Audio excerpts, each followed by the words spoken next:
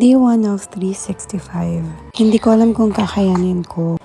Pero from this day, I will upload a baking videos or kahit a day in a life and doing voiceover. Right here, gumagawa lang ako ng chocolate ganache para sa dream cake.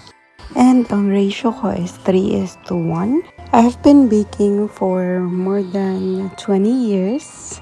Hindi ko na talaga pinursuang nursing because passion ko is mag-bake. And to be honest, it's really good business. And naniniwala ako na lahat kaya mag-bake pero hindi lahat nasa puso ang baking. So ito na yung mga dream cake na nagawa ko and na-chill ko na rin sila. Lalagay ko na lang yung topping na chocolate ganache and cocoa powder sa taas. And ito na yung magiging itsura niya. Sobrang sarap niya, promise. It's actually one of my favorite cake. Pero ingat lang, may mga diabetes.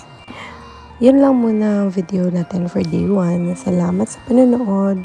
Babu!